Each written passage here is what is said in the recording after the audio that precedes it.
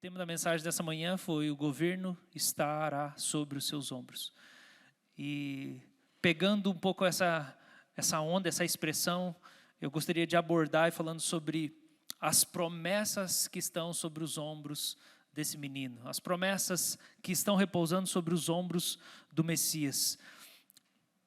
E a gente, para situar essas promessas, essas profecias, a gente começa no capítulo 10 com essa figura, e eu não vou conseguir explicar toda a abrangência do que Isaías está profetizando, né? Teria muita coisa rica do capítulo 10, mas eu vou pegar apenas o finalzinho do capítulo 10, onde Isaías começa a falar sobre uma floresta. E ele começa a falar sobre árvores de grande porte que estão nessa floresta, e ele profetiza como se o Senhor estivesse falando em primeira pessoa, que ele cortaria os ramos dessas árvores com grande violência. Essas árvores seriam derrubadas, as mais altas seriam abatidas, e o machado cortaria essas árvores da floresta. E por que é importante a gente começar daí a nossa exposição? Porque a gente coloca em contexto o capítulo 11, onde fala que vai nascer um broto, vai ter um rebento, vai ter um renovo que vai surgir. E se a gente não entende o final do capítulo 10, o começo do capítulo 11, ele fica um pouco perdido para nós. A gente precisa ter contexto, porque a história certa, no pano de fundo errado, ela é muito problemática. Esses dias alguém compartilhou lá no Instagram um story, eu acho que eu compartilhei isso aí, não lembro se eu compartilhei ou não, que era uma luta do Chuck Norris contra o Bruce Lee. Alguém viu compartilhar isso aí? E daí aquele, sei lá, da década de 60, 70, o filme. E o que começa a acontecer é que, naquele estilo de filmagem, né, de décadas atrás, 50 anos atrás, a cena era feita assim, aquela cena de encarar. Um vai encarar o outro, e aquela rivalidade colocada no ar. Então você mostra em um momento o Chuck Norris, e daí ele está olhando, aí o Bruce Lee está olhando. Daí o Chuck Norris pega e começa a tirar a faixa dele, eu não sei se é de karatê, alguma coisa. E o Bruce Lee começa a desabotoar o roupão dele. E daí eles começam a tirar devagar e olhando um para o outro assim. E assim, é um filme de ação, de luta. Mas alguém colocou no fundinho aquele saxofone.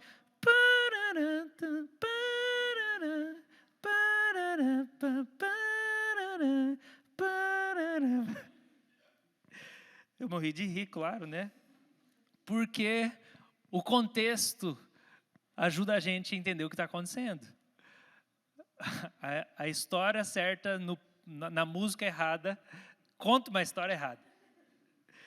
E a gente só lê o capítulo 11 sem entender o final do capítulo 10. A gente não entende qual é o pano de fundo e o que significa tudo isso. Então vamos começar ali nessa profecia que parece estranha, pode parecer estranha para nós. Deus, como alguém que segura um machado e com violência começa a cortar as árvores do campo.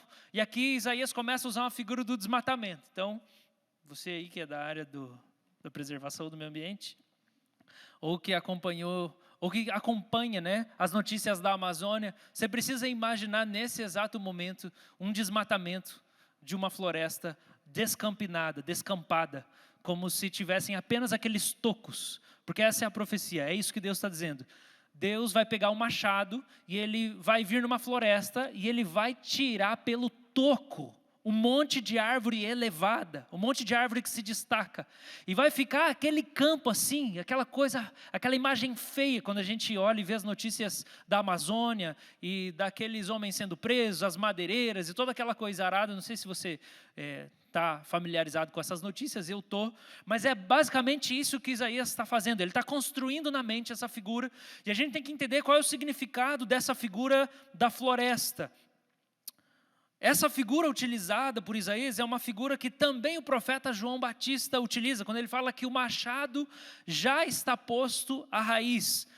E essa figura é uma figura de juízo, simples assim. Deus está para trazer um juízo sobre as árvores mais altas e ele vai cortar elas com machado. Agora, para a gente entender qual é o significado dessa figura, dessa analogia das florestas, das árvores, a gente pode recorrer para Ezequiel, capítulo 19, onde o próprio profeta utiliza essa figura. E ele fala sobre as varas e os ramos que serão ceifados. E sobre isso, Jonathan Edwards comenta: as varas fortes são os sábios e governantes que tinham grandes habilidades e qualificações que os faziam aptos para governar. Geralmente os reis estavam acostumados a escolher uma vara ou galho de um tipo de madeira mais forte para servir de bastão ou cetro, e este geralmente era coberto de ouro. Você vai ver muito essa figura nas escrituras, e talvez até o dia de hoje você não tinha entendido. Esse negócio de cetro, de bastão, de vara, essa é uma figura que fala sobre autoridade política, sobre governo, sobre reino. Então, você lê nessa passagem, no versículo, que a gente leu aqui no capítulo 11, versículo de número 4, fala que o Messias castigaria a terra com a vara da sua boca.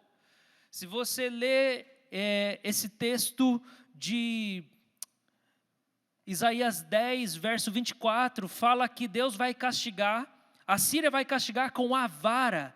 Ou então o versículo 26 fala que o bordão vai estar sobre o povo, assim como aconteceu quando Moisés tirou o povo do Egito. Então essa figura da vara, do bordão, do cajado, do cetro, ela simboliza poder de um rei, um poder de autoridade, de uma figura. E é por isso, inclusive, que a gente vê Salmo capítulo 2 falando que o Messias, ele teria um cetro de ferro, diferente de todos os outros reis. Porque sempre que um rei era estabelecido como um governante, ele subia ao trono, era cortado para ele uma vara muito forte, e ela era revestida de ouro que simbolizaria o poder dele. Essa vara era muito forte, não era para ela quebrar. No entanto, a figura da profecia da vinda do Senhor Jesus Cristo é de que ele governaria com um cetro de ferro, que significa que essa vara não ia quebrar jamais, a autoridade dele nunca ia passar, ninguém ia poder vencê-lo, porque é como se todas as autoridades, todos os outros reis, eles tivessem varas de madeira, mas Jesus tem uma vara de ferro, e a autoridade dele é incomparável com a autoridade dos outros reis da terra. Mas quando você olha para a história dos reis de Israel, Israel teve 19 reis ao longo da sua história, desde Saul até o último, que eu não lembro agora exatamente quem que foi, mas todos os reis, com exceção de pouquíssimos, eles caíram em idolatria, e isso fez com que a justiça fosse torcida. A idolatria sempre vai influenciar na maneira como um rei governa publicamente. Então, quando a gente vê essa profecia de que Deus viria e ele passaria um machado sobre as árvores altas da floresta, ele está falando sobre a autoridade pública. Inclusive, Jonathan Edwards tem um sermão só sobre isso, que ele fala sobre quando Deus remove os pilares de uma comunidade, quando Deus remove pela morte os principais líderes e autoridades civis. Então, o profeta Isaías começa essa profecia, ou melhor, a gente começa a nossa avaliação da profecia do profeta Isaías falando sobre como haveria essa limpeza, porque nenhum dos reis reina justamente. Nenhum dos reis da terra tem um projeto de governo, um caráter que é digno daquilo que é a vocação dele de governar sobre os homens. Então o Senhor está dizendo, Isaías está dizendo, eu vou passar, o Senhor vai passar então o machado sobre as florestas, sobre os reis, e o povo passando pelo exílio, ele vai ficar quase extinguido, vai ficar só o toco do povo, o povo vai ficar muito enfraquecido, o povo vai ser quase que de todo extinto por causa do cativeiro da Assíria. Então, a figura que o profeta Isaías está tentando pintar é o sofrimento que o povo vai passar é tão grande, que vai se pensar, não sobrou mais nada. Está tudo desmatado, está tudo descampado, não sobrou ninguém, não tem força, não tem da onde todo o povo de Israel recobrar as forças e se reerguer como nação. Mas então ele começa o versículo 1. Do toco, do tronco, vai sair um rebento, e das suas raízes vai sair um renovo. Quando Jesus nasce, alguns séculos depois do profeta Isaías, é essa a situação do povo de Israel. O povo de Israel está dominado pelo Império Romano e eles não têm força nenhuma. Eles estão sendo massacrados, eles estão sendo assassinados, totalmente dominados, e a força bélica deles, a força política deles é como um toquinho, não sobrou nada. Mas desse toquinho vai sair um rebento, desse toquinho vai brotar um renovo, e é do tronco de Jessé. A importância da gente entender tronco de Jessé, Pode, eu não sei se tem mais um ali, vai ser o permanente. Se tiver o próximo, você pode colocar o próximo slide, que já é o nome da nossa mensagem. A expressão tronco de Jessé significa para nós muitas coisas, aqui eu quero esclarecer isso para nós. Primeiro de tudo, é que o Messias não é um fantasma. Ele tem um pai, ele tem uma mãe, ele tem uma linhagem, uma genealogia. O Messias não é um anjo, ele não é um super-humano, ele não é um Sayajin, ele não é o Kal-El, ele não é um extraterrestre que vem de outro planeta com poderes especiais para cá, nem o Goku, nem o Superman, que ele parece humano, mas não é humano, não. Ele é humano, ele é 100% humano.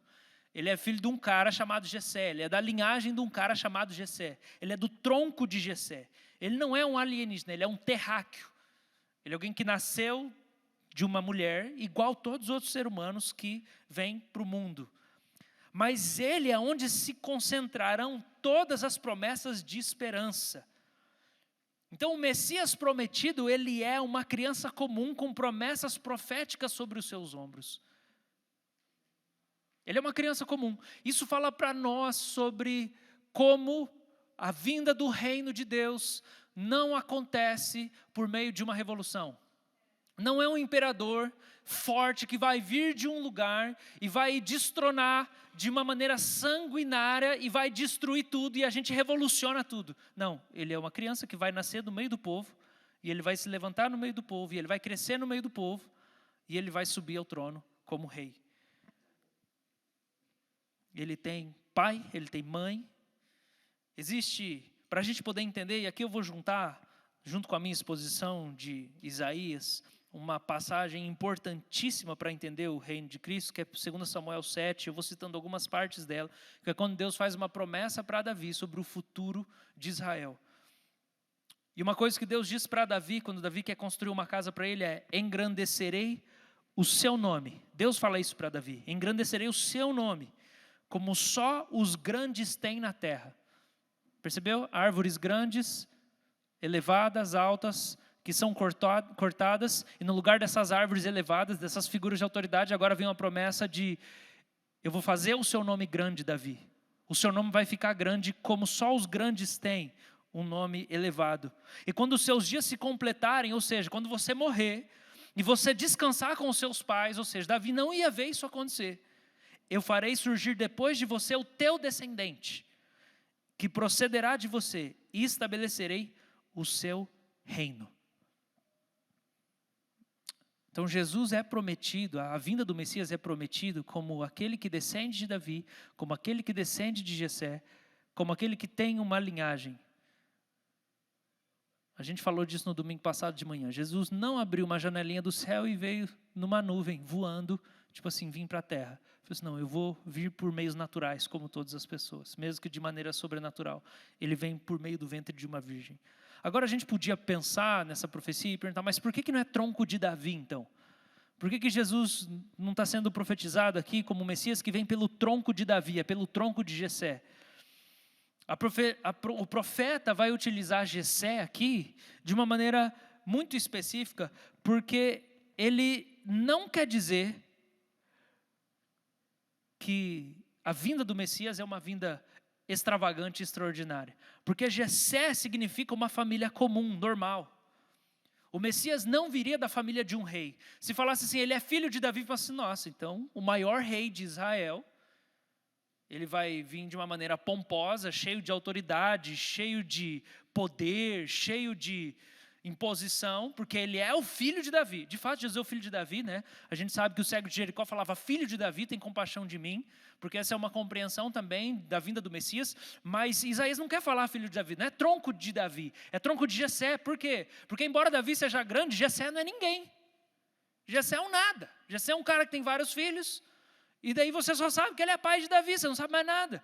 E o profeta Isaías quer enfatizar isso. Ele não vai vir de uma família extraordinária, ele vai vir de uma família comum. Uma menina virgem, adolescente, um velho, e eles não são ninguém, é um carpinteiro, é essa moça aí, assim como da família de Jessé. Inclusive, quando lá em 2 Samuel 7, Deus começa a fazer essas promessas para Davi, ele fala assim: lembra que eu tirei você lá dos campos de pastor, quando você não era ninguém, ninguém te conhecia, você estava escondido, e eu te chamei lá dos campos de pastor e botei você no palácio. Esse também ia ser o trajeto do Messias, de uma família simples, humilde, tronco de Jessé, que não é ninguém, para depois se tornar o sucessor de Davi. Jesus não vai vir de uma família real, sem grandes pompas, sem circunstâncias especiais. E essa ideia de restauração que é prometida a ela vem a partir do nada, de um tronco, de um toco. Então, já é um toco para começar, é o que sobrou. E não é nem um toco especial, é um toco de Jessé. É daí que o Messias vai vir. Uma árvore que foi cortada e tudo que restou é um toco. Dali o Senhor vai fazer vir o Messias prometido, e as profecias que repousam sobre os seus ombros vão vir a partir de inícios pequenos, de uma floresta completamente desmatada, e por meio desse rebento que vai começar a nascer, toda a floresta vai ser reconstruída. Que é o que Paulo vai explicar no Novo Testamento, de que em Cristo nós somos feitos nova humanidade. Por meio desse rebento, toda uma floresta nova vai surgir, toda uma nação nova vai ser formada. E aqui é muito importante para nós distinguir duas coisas agora, colocado pelo profeta Isaías, que é a diferença de ramo e de raiz. Existem versões que vão mudar o versículo 1, uma palavra ou outra sobre o tronco e raiz. E depois o versículo 10 também fala sobre raiz, falando que a raiz de Jessé estará posta por estandarte dos povos. Um comentarista, Alec Motyer, ele fala assim, que quando você chega no versículo 1, você tem uma ênfase no ramo, primeiramente.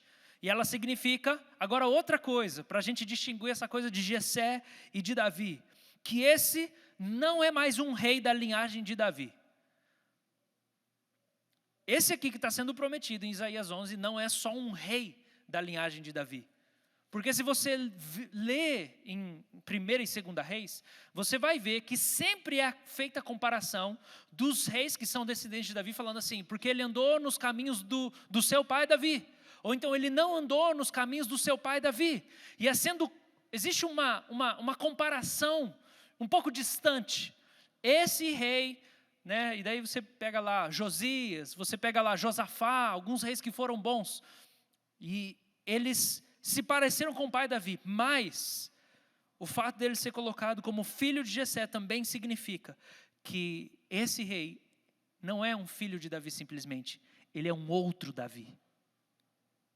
Assim como Davi, que não era ninguém, foi pego da casa de Jessé, esse rei vai passar por um trajeto parecido com o de Davi, e ele vai ser um outro Davi, com a grandeza de Davi, com as realizações de Davi, com as glórias de Davi, com as vitórias de Davi, com a devoção de Davi, com o coração de Davi, um homem segundo o coração de Deus, que logo depois vai ser colocado que ele vai ter prazer no temor do Senhor, como Davi, que era um homem segundo o coração de Deus. Esse rei não é só mais alguém da linhagem de Davi, ele é um outro tipo de Davi. Mas além disso, você tem essa expressão raiz de Jessé. Então você tem ramo de Jessé e raiz de Jessé, o que faz isso tudo ficar um pouco mais tenso e complexo. Por quê? Quando o profeta Isaías chama esse Messias de raiz de Jessé, ele está dizendo que o rei esperado é a raiz de Jessé. Ou seja, é da onde o próprio Jessé veio. Espera aí, ele vai nascer de Jessé, mas ele é a raiz de Jessé? Ele é o rebento de Jessé, mas ele é a raiz de Jessé? Isso significa que o Messias é a raiz originária da sua própria árvore genealógica, de onde ele vai nascer. O Jessé nasceu dele, e ele vai nascer de Jessé. Que é aquela discussão que Jesus tem sobre filho de Davi, filho de Abraão. Não, porque eu vi os dias de Abraão. Mas e daí Jesus fala com os fariseus, né? Quando eles estão lá discutindo, ele fala assim, o que Davi queria dizer quando ele fala assim, assenta-te, se coloca, o meu Senhor está sempre diante de mim. E o que Davi quer dizer que o Senhor está sempre diante dele? esse negócio estranho, porque Davi adorava um Senhor, só que o Senhor também era da descendência dele. E essa coisa, porque o próprio Jesus é Deus, né? E ele é quem é a própria raiz de Jessé, mas ele nasceria de Jessé.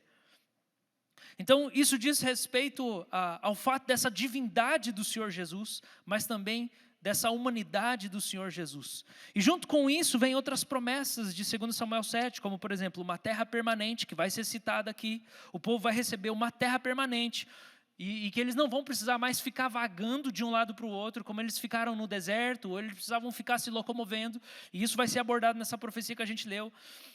Deus também promete para Davi que o descendente dele teria os inimigos derrotados para sempre. Deus também promete que esse descendente, esse Messias, construiria uma casa e que o trono dele seria para sempre. Todas essas coisas estão, de alguma maneira, inseridas nessa profecia de Isaías 11. E daí, quando a gente pensa nisso, a gente precisa entender que esse Messias só poderia ser um homem completamente unido a Deus. Para ele cumprir todas essas promessas, em que ele conduziria o povo para uma terra permanente, ele venceria todos os inimigos, ele construiria uma casa para o Senhor, o trono dele duraria para sempre. Para ele poder cumprir tudo isso, vivenciar, encarnar todas essas coisas, ele precisa ser um homem completamente unido a Deus. E alguém só pode ser unido a Deus mediante o Espírito Santo. Então, o profeta Isaías começa a partir para o versículo de número 2, onde ele diz: repousará sobre ele o Espírito do Senhor. Então o Espírito não vai vir sobre ele, o Espírito vai vir e vai descansar nele. O Espírito vai vir e vai ficar nele. Ele vem e repousa, ele para, ele estaciona em cima dele. O Espírito vem e estaciona nele. E é o Espírito de Deus com essas 7 características, que é chamado em Apocalipse dos 7 Espíritos de Deus. Apocalipse 4 fala: esse que estava sentado no trono era semelhante no aspecto à pedra de jaspe e ao sardônio. Ao redor do trono havia um arco-íris, semelhante no aspecto à esmeralda. E do trono saíam relâmpagos, vozes e trovões. E diante do trono estavam acesas 7 tochas de fogo, que são os 7 Espíritos de Deus. Se você perceber, são 7 referências ao Espírito de Deus, do versículo 2, onde ele fala: o Espírito do Senhor, Espírito de sabedoria, Espírito de entendimento, Espírito de conselho, Espírito de força ou fortaleza, Espírito de conhecimento e temor do Senhor. São 7 Espíritos de Deus, que fazem referência a plenitude do Espírito Santo. Esse Messias, cuja a própria palavra Messias significa ungido, que significa que ele tem a porção do Espírito Santo, também é reconhecido em João 3,34, sendo dito assim: ele foi enviado por Deus e fala as palavras de Deus, porque Deus lhe dá sem limites o Espírito Santo. O Messias tem o Espírito Santo sem limites.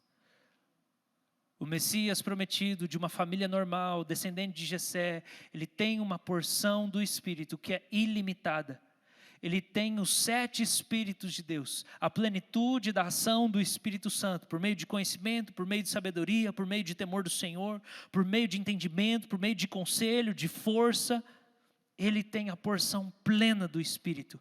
Inclusive, Marcos 1, João Batista anuncia: depois de mim virá alguém mais poderoso que eu, alguém tão superior que eu não sou digno de me abaixar e desamarrar as correias das suas sandálias. Eu os batizo com água, mas ele os batizará com o Espírito Santo. A marca do Messias é que ele é completamente unido a Deus. E ele é unido a Deus porque ele é plenamente tomado pelo Espírito de Deus. Jesus, o Messias, esse menino, anda em perfeita união com Deus. E parte da sua missão, parte da sua vocação como Messias, é reunir um povo que seja parecido com ele. Então ele é o Messias que vem, tem todas essas características, ele consegue reinar com justiça, e a gente já vai entrar nisso, mas ele é alguém também que torna um povo parecido com ele, um povo que é santo, porque Ele dá o espírito de santidade, um povo que é sábio, porque Ele dá o espírito de sabedoria para o povo, um povo conhecedor, porque Ele dá o espírito de conhecimento, um povo forte, porque Ele dá o espírito de força, um povo temente a Deus, porque Ele ensina o povo a ter prazer no temor do Senhor. E em Lucas é relatado para nós assim: o Senhor dará o Espírito Santo àqueles que lhe pedem. Essas promessas do Messias, elas são promessas que dizem respeito a nós. Quando a gente fala de governo, quando a gente fala de autoridade, a gente está falando sempre de líderes muito distantes de nós. E dentro da realidade que a gente vive, a gente tem dentro de nós um anseio de que o rei, aquele que é governante, ele seja alguém próximo do povo, alguém que entenda o povo. Por isso, quando vai chegando perto do período de eleição, né, os caras gastam a sola de sapato. Vai andar na feira, vai andar na rua, vai caminhar. Os caras começam a andar. Aí você vê, né, o político andando para todo lado, abraçando, beijando as crianças, né? Você vê aquela coisa toda, porque dentro do coração do povo existe esse anseio. A gente quer um governante que governe para nós, que nos entenda, que nos conheça, que caminhe perto de nós, que conheça o nosso coração. E esse sempre foi o anseio do povo. O povo quer um governante que os compreenda e que se envolva com a sua vida, que seja próximo. E a verdade é que nenhum governante jamais vai conseguir fazer isso de maneira perfeita, a não ser o Messias escolhido. Porque esse Messias escolhido é um governante com o qual nós podemos ter um relacionamento pessoal com ele. Nenhum de nós pode ter uma relação íntima e pessoal com os governantes da terra. A gente não pode fazer isso, porque eles são apenas seres humanos. Mas Deus arquiteta as coisas de uma maneira tão plena e perfeita, que Ele não só governa com sabedoria, com as qualidades adequadas, mas que Ele nos permite acessá-lo. A gente pode entrar no gabinete dele a hora que a gente quiser. Também chamado de sala do trono, ou do Santo dos Santos. E eu acho que a gente tem uma tendência a separar, a dissociar essas ações, essas funções de Jesus, esses ofícios de Cristo. Ele é o sumo sacerdote, e daí a gente só pensa nele como alguém que nos aproxima de Deus. Ou então a gente pensa nele como rei, mas a gente não pensa ele como um rei que é próximo, que é íntimo, que é nosso amigo. Ou então a gente pensa ele como um profeta, como alguém que fala com a gente as palavras de Deus, mas daí a gente esquece das outras coisas. Mas não, Cristo é todas essas coisas. Ele é o sumo sacerdote, Ele abre um caminho para nós nos aproximarmos daquele que é o Todo-Poderoso. Ele é o profeta porque Ele fala direto ao nosso coração. E Ele é o rei porque Ele tem poder para executar ordens a partir das nossas orações, das nossas petições. Ele é um governante que carrega em si o cumprimento de todos os anseios da humanidade. E todas as profecias e promessas repousam sobre os ombros dele. E aí a gente começa a entender esse homem tomado pelo Espírito, de todas essas capacidades do Espírito. E o versículo de número 3 começa a falar de coisas incríveis, que é: ele terá o seu prazer no temor do Senhor. E ele não julgará segundo a aparência, e nem decidirá pelo que ouviu dizer. Como que Jesus vai julgar? Como que ele vai exercer o seu juízo? A gente pode entender que Jesus começa a cumprir essa promessa quando ele exerce o seu ministério terreno. Nos 3 anos desse período de ministério terreno, ele já está exercendo essa promessa, cumprindo o juízo, julgando, direcionando, decidindo, mas existem promessas futuras, em que ele separará as ovelhas dos bodes, promessas futuras em que ele separará o bem do mal, em que ele separará o joio do trigo, e ele vai julgar perfeitamente todas as coisas. Existe uma promessa de que na Nova Jerusalém não vai entrar ninguém que comete maldade, porque o pecado será completamente arrancado de nós, e aqueles que não tiverem o pecado arrancado de si, não poderão entrar na Nova Jerusalém, porque ele julgará com justiça. Mas a capacidade do Messias julgar com justiça está no fato de que o prazer dele está no temor do Senhor. A alegria da vida de Jesus é ser reverente. A alegria da vida de Jesus é que ele tem respeito pela santidade de Deus. Porque temor do Senhor diz respeito a isso. Diz respeito a uma reverência com a presença. Eu sei diante de quem eu estou diante de alguém grande. Você já teve essa sensação em algum momento? Você encontrou alguma pessoa admirável, uma pessoa que era importante, talvez você nem sabia, daí você descobriu na hora. Nossa, a pessoa é isso, e você, nossa, eu estava aqui falando dessas coisas. Eu estava aqui contando essas piadas ridículas e tal. Reverência, temor do Senhor tem a ver com isso. Eu estou consciente da estatura da pessoa que está diante de mim. Jesus tem prazer no temor do Senhor. Ele não fere santidade. O exercício do ministério dele é a partir desse prazer no temor do Senhor. Agora eu queria resgatar para nós, esclarecer para nós que a alegria, ou melhor, temor do Senhor não contradiz a alegria. Ser alguém temente a Deus não significa ser alguém que não tem alegria. Ser temente a Deus não significa que essa pessoa não tem paz, porque ela tem medo, ela é temente. Temer ao Senhor não significa que uma pessoa não se sente livre. Temer ao Senhor não contradiz bem-estar, pelo contrário. Na verdade, o temor do Senhor, ele gera uma alegria que vem direto do céu para o nosso coração. Porque o temor do Senhor, ele diz respeito a uma percepção da santidade de Deus contínua. Ser alguém temente a Deus é ser alguém que vive sabendo que o mundo é a casa de Deus. E que Deus está na sua casa, no seu santo templo. E que onde quer que eu esteja, onde quer que eu vá, eu estou diante da santidade de Deus. Porque Deus não pisca, porque Deus não está em outro lugar se não for aqui mesmo. E que tudo que eu faço diante desse Deus. Então o temor do Senhor diz respeito a saber que tudo que eu faço diante de um Deus santo. E isso não é o contrário de alegria. Isso pelo contrário é um senso de privilégio. Eu estou diante de Deus continuamente. Deus está com os seus olhos sobre toda a terra. A mão do Senhor está estendida sobre cada canto. O mundo é o templo de Deus. O mundo é a casa de Deus. Deus está aqui. Não há nada que possa ser feito fora do olhar do Senhor. E aquele que teme a Deus sabe disso. Quando ele fala em segredo no quarto dele, Deus está aqui. Quando ele faz coisas quando ninguém vê, ele sabe Deus está aqui. Quando ele fala de um jeito com a esposa dele, ele sabe Deus está aqui. Quando ele trata alguém do jeito que ele não deveria tratar, e ele olha para o coração dele e ele sabe, não deveria ter feito isso, porque Deus está aqui. Ele não está só aqui fora, ele sonda os corações. Jesus faz todas as coisas tendo prazer no temor do Senhor. Jesus tem prazer no fato dele estar consciente de que Deus está santamente presente em todos os lugares. Esse é o prazer da vida de Jesus. A alegria da vida desse rei é que a santidade do Pai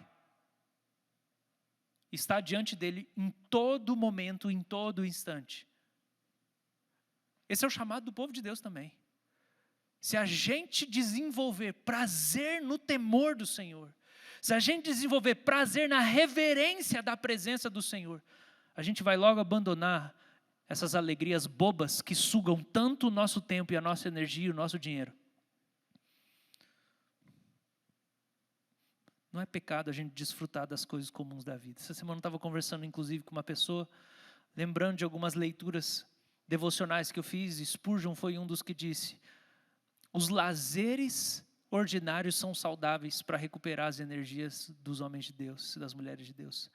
Até que, sendo renovados, eles possam se empenhar novamente de todo o coração na obra para a qual Deus os designou. Então, não existe pecado nos lazeres ordinários. Não existe, a não ser que a sua alegria se baseie nos lazeres ordinários. E você perca a alegria, o prazer do temor do Senhor. Pelo contrário, na verdade, temer aos homens é o início de toda a idolatria. Quando a gente não teme o Senhor, a gente teme as pessoas. Mas quando a gente teme o Senhor, a gente se torna completamente livre do olhar das pessoas. Porque o temor do Senhor nos sacia. Porque sabe, Deus está olhando para mim. E se eu estou em paz com Ele, eu posso lutar contra o mundo inteiro.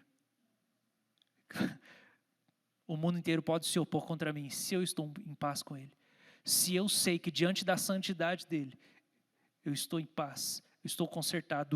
O que eu tinha que me arrepender, eu me arrependi. O que eu tinha que consertar, eu consertei. Eu estou em paz diante da santidade de Deus. Eu tenho esse senso reverente de que Deus está diante de mim. Desse jeito Jesus governa. Desse jeito Jesus julga. Desse jeito Jesus busca a justiça. Porque aquilo que dá prazer no nosso coração determina a tendência do nosso julgar. Então, os nossos gostos pessoais e os nossos prazeres, eles influenciam o nosso discernimento do certo e de errado. Por quê? Porque uma pessoa sempre vai tender a aprovar as coisas que se parecem com ela, com as suas crenças e valores pessoais. Eu vou sempre ter a tendência de aprovar aquilo que eu gosto. Então, o meu juízo sempre é comprometido pelas coisas com as quais eu estou apegado afetivamente. Dificilmente eu vou emitir algum juízo que seja contrário a mim mesmo. Dificilmente eu vou reprovar algo que eu gosto. Eu vou reprovar alguma coisa que eu aprovo. É difícil fazer isso. Mas por que Jesus vai julgar justamente? Porque o prazer dele está no temor do Senhor. O prazer dele está na justiça. O prazer dele está na santidade de Deus. O prazer do Messias está na pureza do caráter do Pai. Então ele vai julgar justamente por quê? Porque essa é a alegria dele. A alegria dele é que a justiça de Deus seja saciada. A alegria do Messias é que a vontade do Pai seja executada, é que a justiça seja estabelecida. Jesus não tem uma vida privada onde ele nutre aqueles prazeres pessoais, onde ele busca o alívio dele fora da vontade de Deus, igual a gente faz. Porque a gente tem momento que a gente dá uma desligada. Agora eu não sou crente, agora eu vou fazer as coisas para mim.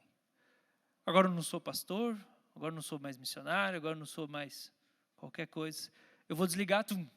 Agora eu vou fazer o que faz bem para mim. Não, eu já fiz muito para Deus agora eu vou fazer para mim. Jesus não desliga, porque o prazer dele é esse. Sabe como é que Jesus descansa? Fazendo a vontade de Deus. Inclusive ele fala dizendo, a minha comida é fazer a vontade do Pai.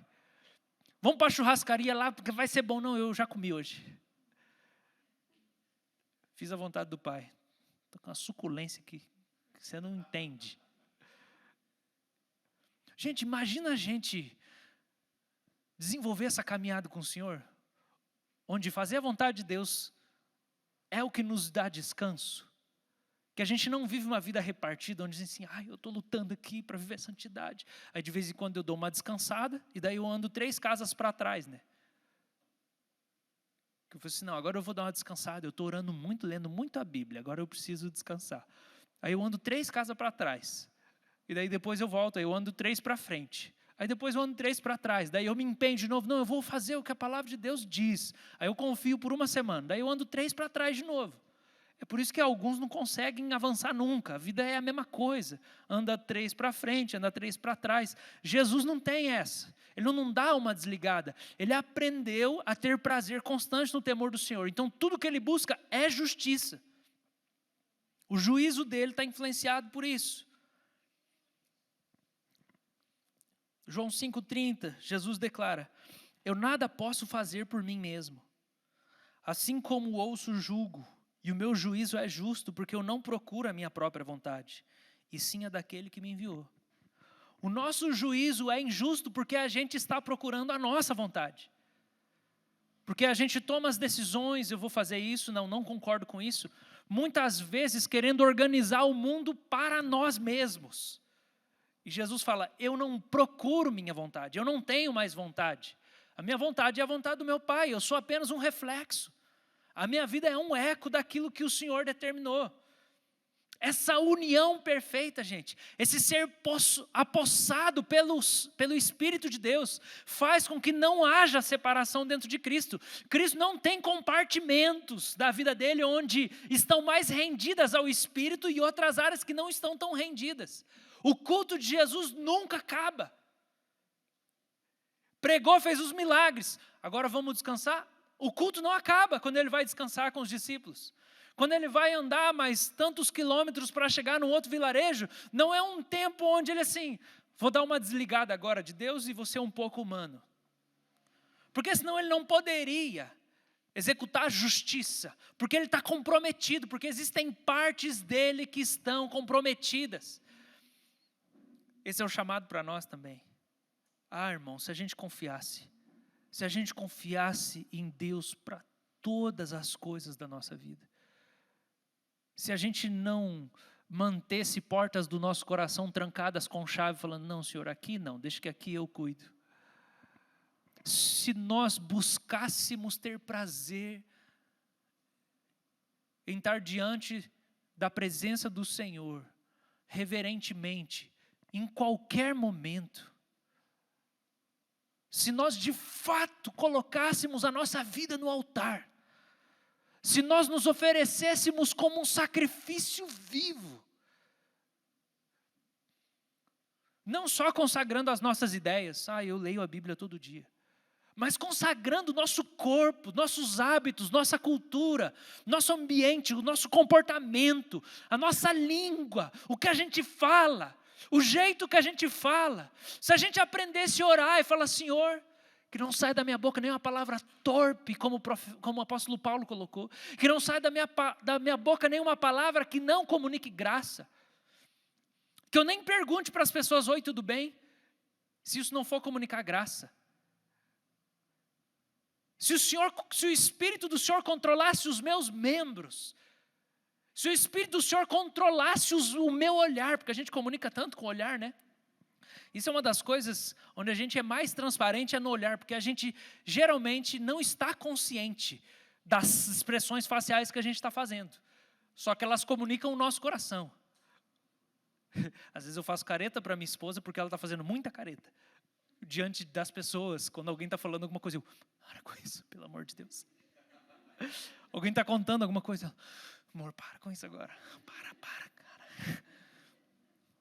Mas se a gente rendesse para o Senhor todas as coisas, irmãos, nós seríamos como Messias. E como o coração dele está desejoso de nos batizar com esse Espírito do qual ele é tomado, que conduz ele em todas as coisas. Porque é o Espírito do Senhor, é o Espírito de sabedoria, mas é o Espírito de força, de conhecimento, de conselho, de temor. É o Espírito que tem a sua atuação em todas as áreas da vida. Então ele vai julgar por revelação, ele não vai julgar por aparência. A gente julga assim, né? Talvez isso seja a causa de 70, 90, eu não sei nem mensurar isso. Uma porcentagem muito elevada dos nossos conflitos relacionais está pelo fato de que nós julgamos as coisas pela aparência ou pelo que ouvimos. E por isso nosso julgamento é errado. Muitas vezes nos falta essa coisa de ir lá assim, mas me explica o que isso quer dizer. Muitas vezes falta para nós assim, peraí, eu não vou emitir opinião ainda, eu preciso pensar e entender melhor o que está acontecendo. Mas como isso é tão natural para nós, julgar desse jeito, eu vi, eu já julgo. Eu ouvi alguém dizer alguma coisa, eu já julgo. Eu não sei o que está no coração. Eu não sei qual era a intenção. Eu nem conversei para perguntar, mas eu vi, eu já julguei. O julgamento, a capacidade de discernimento do Messias, ela é contrastada com isso. Porque se os homens julgam dessa maneira, isso é natural para todos nós, e todos nós fazemos isso, por mais empenhado que a gente seja para, assim, não, eu não quero ser precipitado, eu quero saber exatamente o que aconteceu. Você faz isso. Vez ou outra você faz isso. Mas o Messias não julga assim. Ele não julga pelo que ele viu. O que a gente pode chamar, às vezes, de preconceito. Ele viu e já julgou. Não. Ele julga por revelação do Espírito. Ele julga por justiça. Ele julga pelo temor do Senhor. Ele não erra no julgamento em nenhum momento sequer. Porque ele não é pego igual a gente, assim, não era isso que eu achei que você estava fazendo quando você falou tal coisa. Jesus não erra no juízo jamais.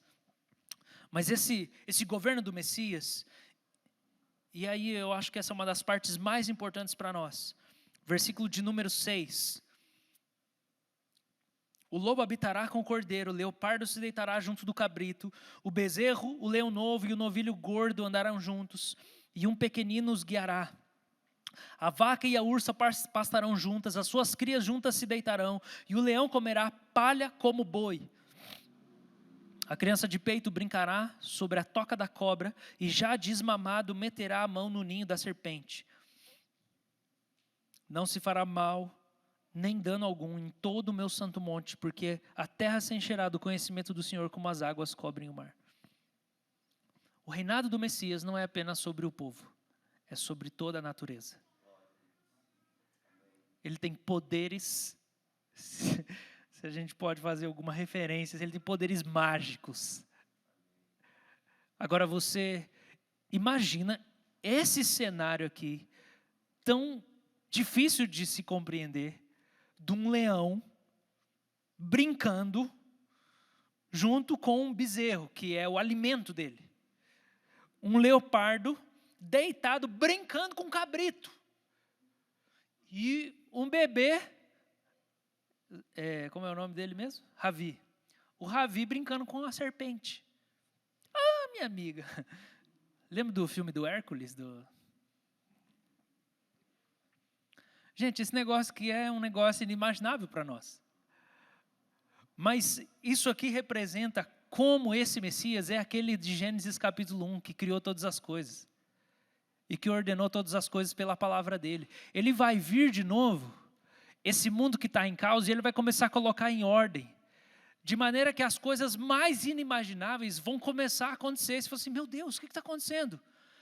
E daí a gente vai perceber, o Messias não só tirou as pessoas tomadas de maldade do nosso meio, mas ele também eliminou todos os perigos da vida comum. Não existe mais perigo nenhum. Ninguém vai mais sofrer acidente de carro. Ninguém vai ser picado por cobra. Não vai cair uma pedra na sua cabeça que você vai morrer. E a força da imagem de Isaías quer comunicar isso. Os animais não vão devorar ninguém. Os animais selvagens não vão devorar os seres humanos. Os seres humanos não vão ter medo de nenhum aspecto da criação, uma enchente, uma chuva de meteoro, um terremoto, porque o Messias colocou em ordem todas as coisas, até a criação. Esse reinado dele não é só um reinado justo de alguém que tem um discernimento maravilhoso, mas que não tem poder para fazer as coisas. Mas é um reinado de alguém que, tendo toda a sabedoria, todo o conhecimento, todo o discernimento, tem poder para eliminar o mal dentro dos seres humanos e o mal fora dos seres humanos, ocasionados pelo pecado. A criação vai ser reordenada. E isso é parte da promessa que foi feita para Davi, de que haveria uma terra que seria dada para o descendente de Davi, e eles habitariam permanentemente nessa terra. O povo redimido vai ter uma terra. E ele não vai ficar mais mudando de um lado para o outro, gente. Porque, embora a peregrinação seja uma imagem que às vezes nos dá um tipo de alívio, porque a gente cansa da mesmice, a gente quer coisas novas, existe uma angústia em você não ter um lugar fixo. Não ter lugar fixo é sinônimo de cansaço. Está sendo modificado de cidade, de cargo, de lugar, de relacionamento. Inconstância é sinônimo de exaustão. Mas a promessa de Deus é: vocês vão ter uma terra permanente. E essa promessa vai sendo esclarecida progressivamente na Escritura, onde chega em Romanos 4, e é dito assim: a promessa de que seria herdeiro do mundo não veio a Abraão ou sua descendência por meio da lei, e sim por meio da justiça da fé. Se lá, para Abraão, em Gênesis 12, Deus fala assim: eu vou te dar uma terra para você habitar. Em 2 Samuel 7, a promessa se desenvolve e fala assim: e vai ser uma terra permanente. Em Romanos capítulo 4, vai ser o mundo inteiro essa terra. Vocês vão ser herdeiros do mundo inteiro. Deus vai descer para morar no mundo inteiro. E não vai ter maldade em nenhum canto dessa terra, não vai ter perigo, violência. A gente não vai precisar ter medo de nada ao longo dessa terra inteira. A justiça vai descer da cidade do céu para a cidade da terra. O Messias vai ordenar todas as coisas. Isso ensina para nós algo tão precioso, que é: a vontade de Deus requer uma geografia. A vontade de Deus não pode acontecer em qualquer lugar. A vontade de Deus só acontece no lugar que Ele quer que ela aconteça. Senão não é vontade de Deus. Ela só pode ser cumprida dentro da criação. Ela só pode ser cumprida dentro do espaço-tempo. As promessas messiânicas não começaram a se cumprir, se elas não começaram aqui dentro da criação. É aqui dentro. É nessas lutas cotidianas. É na cobra que pica. É na falta do dinheiro para pagar o aluguel. É aqui. A vontade de Deus é aqui. O reino de Deus é aqui. Senão ele não chegou. Tem uma geografia, tem um endereço, tem um lugar onde essas palavras se cumprem. Não pode ser subjetivo.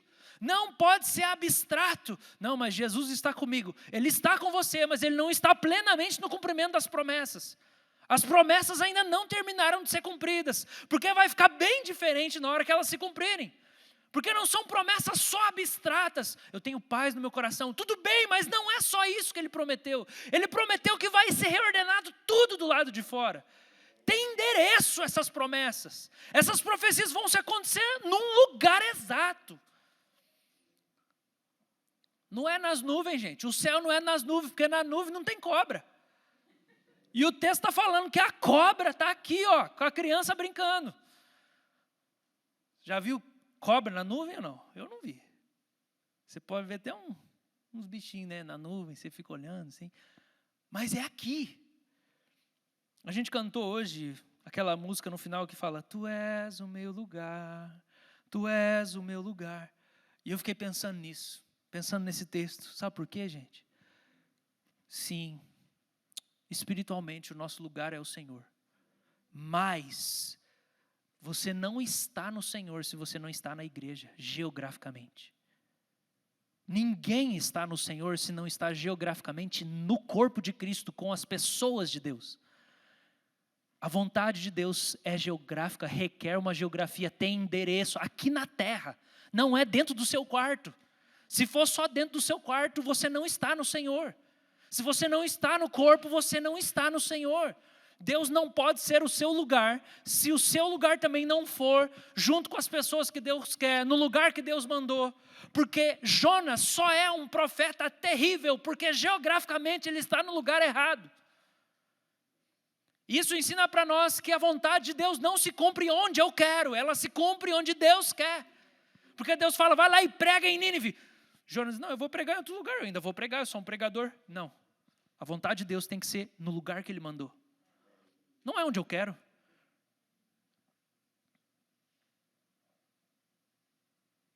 Quem sabe, talvez Deus está chamando alguém para missões hoje aqui?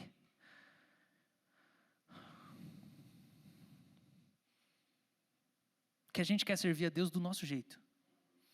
Mas daí não é servir a Deus, é servir a você mesmo. É desobediência. Então essa promessa tem lugar.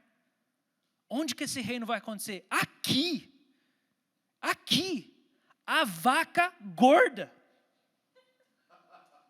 Junto com a ursa.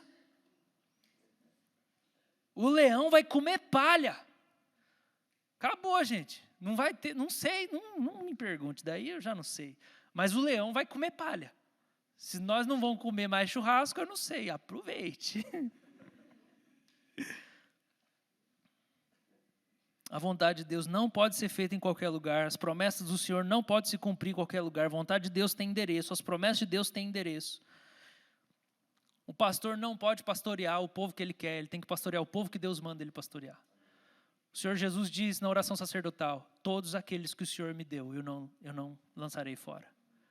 Então, Jesus não escolhia quem eram as ovelhas. Era Deus que escolhia. E ele: essa aqui então, Senhor. Onde que Jesus tinha que morrer? Tinha que ser em Jerusalém. Onde que Jesus tinha que ser crucificado? Tinha que ser fora de Jerusalém para cumprir as promessas do Antigo Testamento. E na sua vida é a mesma coisa, meu irmão. Você tem que trabalhar na empresa que Deus mandou. Você tem que congregar na igreja que Deus mandou. Você tem que morar na cidade que Deus mandou. Não pense que é assim, não. Eu vou mudar de cidade, mas eu vou continuar servindo a Jesus. Irmão, um dos meus maiores amigos fez isso com a vida dele. E ele só andou no deserto por uns 10 anos. Pastor Samuel, que já pregou aqui para nós. A gente era junto lá, jovens, na central. E ele com a vocação pastoral muito clara. Muito esclarecida. Aqui, eu sou um pastor, Deus está me chamando para isso. Todo mundo da igreja percebia a vocação dele. quando ele conversava com as pessoas, quando ele liderava o ministério, quando ele pregava, era muito clara a vocação dele. E ele falou assim, não, eu quero viver primeiro a minha carreira de engenheiro agrônomo. Primeiro eu vou fazer o meu plano. E daí ele, para fugir do chamado, muito sutilmente, ele aceitou uma proposta de emprego para o Rio Grande do Sul. Hoje eu vou contar o testemunho de outra pessoa. Mas é um testemunho público.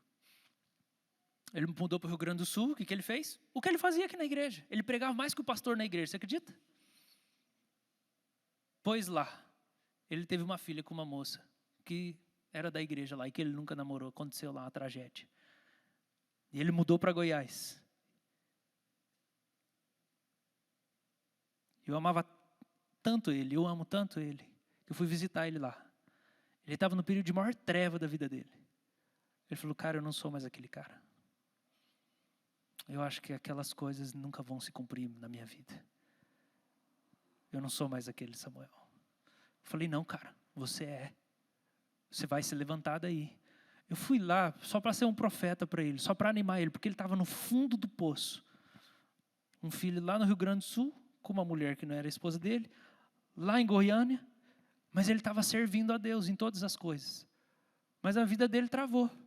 Anos depois, as coisas caminharam, ele volta para Curitiba, para a mesma igreja onde tudo tinha sido interrompido. Aqui ele volta para o seminário. Aqui ele começa a ser restaurado. Aqui a vocação começa a ser reavivada. E aqui ele é ordenado pastor. Ele andou no deserto, ele deu volta. Fugindo, mas na cabeça dele disse, não, eu vou ser crente onde eu for. Não, irmão, você tem que ser crente onde Deus falou para você ser crente. É na cidade que ele mandou, é com as pessoas que ele mandou, é no lugar que ele quer, não é o lugar que você quer. Isso tudo por quê? Porque vai ser aqui o reinado do Messias. Não vai ser nas nuvens, vai ser aqui. Ele só vai cumprir todas essas promessas aqui. E o desígnio bíblico fala para nós, versículo de número 10, naquele dia a raiz de Jessé estará posta por estandarte dos povos, e as nações recorrerão a ela, e a glória será a sua morada. Ele vai vir aqui para a terra, e o que vai acontecer é que quando ele começar a reinar, de um lugar geográfico, espacial, aqui na terra, os outros países vão começar a fluir, as nações vão correr para ele, porque de Sião sairá a sua lei, Isaías capítulo 2. E a lei de Deus começará a ser proclamada e anunciada, e as nações vão começar a vir, e vão atravessar os mares, e vão trazer presentes, e os reis vão trazer dotes, porque vão reconhecer que o ungido do Senhor está reinando entre nós. É aqui, meus irmãos. Ele vai ser o estandarte dos povos, e as nações vão correr para ele. E naquele dia o Senhor tornará a estender a mão para resgatar o resto do seu povo que foi deixado. O povo de Deus espalhado, judeus e gentios espalhados sobre a face da terra, vão ser reunidos. Cristo vai habitar novamente na terra. E ele vai ser a única árvore elevada. Daquele toquinho veio o rebento. E ele vai se elevar. E Apocalipse chama ele de soberano dos reis da terra. E o que ele vai fazer quando tudo isso acontecer? 2 Samuel 7,13, mais uma parte da promessa. O teu descendente edificará um templo ao meu nome, e eu estabelecerei para sempre o trono do seu reino. E esse templo, então, que vai ser edificado é a casa de Davi, casa de oração para todos os povos. Todas as nações virão e adorarão ao rei. E é isso que a gente canta, Rei das nações, quem não temerá, quem não glorificará o seu nome? Todo joelho se dobrará, toda língua confessará que Jesus é o Senhor. As nações se prostrarão diante dele.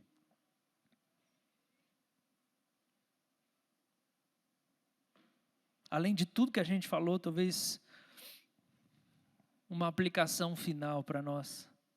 E eu acho que eu não preciso fazer aplicação no final do sermão, porque eu acho que eu já vou fazendo, eu não consigo. Irmãos, a aplicação é que nós vencemos. É isso, nós já ganhamos já. Nós já começamos a vencer, nós somos mais que vencedores, e no final nós vamos vencer. É tão forte essas promessas do Senhor, que até o defunto vai levantar do túmulo com um corpo novo para poder viver todas essas coisas aqui. O nosso corpo vai ser vestido de imortalidade, de incorruptibilidade. E daí nós vamos brincar com a cobra lá, se ela picar a mão não vai dar nada, é corpo imortal mesmo. O Senhor vai restaurar todas as coisas. Então, irmãos, fica tranquilo. Você pode perder, o Brasil pode perder a Copa. O Brasil pode virar a Venezuela. Você pode pegar Covid e morrer. No final vai dar tudo certo. Entendeu? A maior desgraça pode acontecer com a gente. Ela é só momentânea. Porque no final vai dar tudo certo. Nosso coração tem que estar apenas em Senhor. Eu quero viver diante do Senhor. Eu quero ter prazer no temor do Senhor. Vamos colocar de pé, vamos orar. Será que a gente pode cantar essa, Rei das Nações? Não sei se... Eu já virei aquele pastor de 50 anos que pede as músicas que ninguém sabe. O Bruno foi tomado aqui já.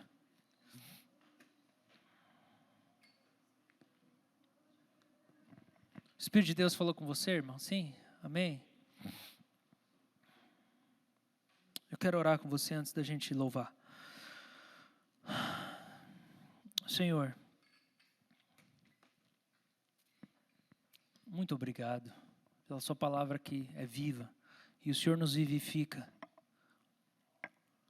Mediante a sua palavra, Senhor, o Senhor renova o nosso compromisso contigo. O Senhor renova a nossa fé e a nossa aliança com o Senhor é refeita. Pela sua palavra, o Senhor quebra a nossa rebeldia, a nossa teimosia. E o Senhor faz a gente se dobrar. O Senhor entorta a nossa vontade endurecida, Senhor. O Senhor entorta a nossa teimosia. Eu te agradeço por isso. Que a sua palavra é poderosa em nós, Senhor. E as suas promessas vão se cumprir, Senhor. Obrigado, Senhor. Porque a gente já pode começar a experimentar o gosto desse reino. A gente já pode provar do sabor dessa nova vida. Porque o reino de Deus chegou. O reino de Deus está aqui. Nós nos rendemos ao Senhor. Senhor Jesus, nos dá mais desse Espírito. Nos dá mais desse Espírito que o Senhor tem sem limites. Abra as suas mãos, meu irmão. Abra as suas mãos. Primeiro eu quero te convidar, oferece para o Senhor a sua vida, o seu tempo, a sua geografia, os lugares por onde você anda. Se oferece para o Senhor. Senhor, tem lugar que eu não devo andar? Tem gente com quem eu não devo estar? Pega o meu corpo, os lugares que eu escolho ir e vir, Senhor.